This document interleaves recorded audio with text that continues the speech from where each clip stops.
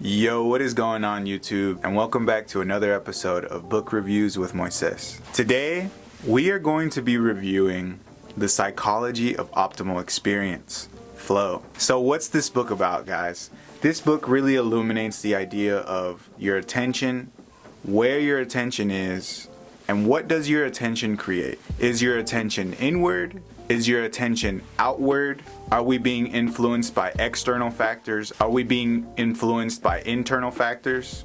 How can we create order in consciousness? How can we create the self? What is the meaning of meaning? How do we enter the flow state? What is the flow state? Who enters the flow state? How do we live a harmonious life? How do we create happiness? These are all the things that this book provides. And one big key factor that I took from this book and that I want to ask you guys is, where is your attention on a daily basis? What does that create? And how does it serve you? People become so involved in what they are doing that the activity becomes spontaneous, almost automatic. They stop being aware of themselves as separate from the actions they are performing. This book has made a very big impact on my life. I went through entropy. My attention was somewhere it was never supposed to be. I was so attentive to a specific idea, a specific person, and the self was disrupted.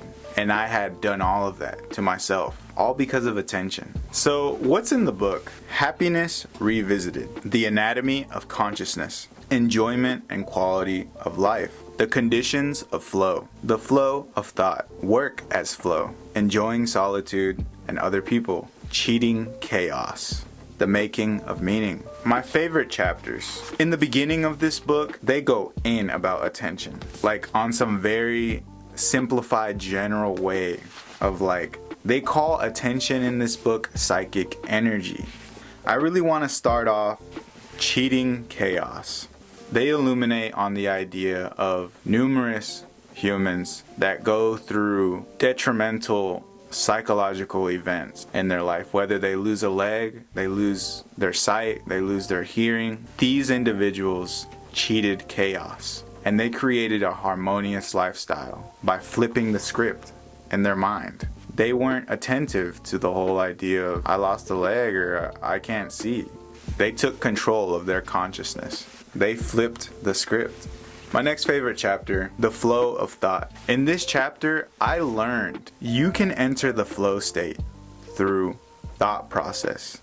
And this really inspired me. It made me think of philosophers and how they would always think. These philosophers would enter the flow state just through thinking. She can generate ordered trains of thought regardless of what is happening in external reality. When a person has learned a symbolic system well enough to use it, she has established a portable, self-contained world within the mind. My next favorite chapter is The Body in Flow. They talk about how you can enter the flow state during sex. You can enter the flow state while doing yoga, martial arts, any kind of exhilarating sport. You can enter the flow state. You can enter the flow state by using your senses as well. You can enter the flow state with music, and you can enter the flow state through eating. The whole idea of what The Body in Flow illuminates is how this dancer, whenever she dances, she loses all perception of what the external world is made up of. All of what really matters is that very present moment. Nothing matters. She's in this flow state, almost as if she wasn't even there. My favorite part about this book is really the beginning.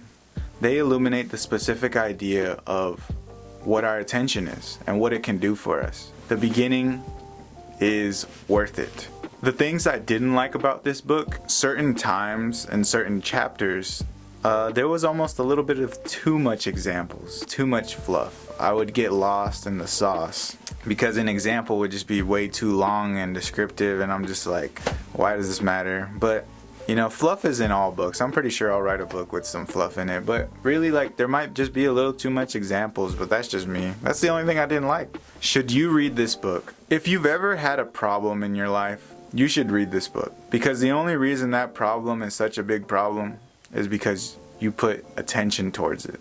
And this book explains why we behave in such a way when our attention is in such a specific place. I highly recommend this to anybody who has ever gone through any sort of entropy. Like if you were to have a big breakup, or you lost your job, or you get depressed, or a very negative event happens in your life and you can't pick yourself back up. I highly recommend this book because not only does it show you what attention is and how you can use it to serve you, you can create a harmonious life full of flow. You know what they say, going with the flow. Who is this book not for? I would recommend this to everybody. Everybody has a form of psychic energy, which they call attention in this book.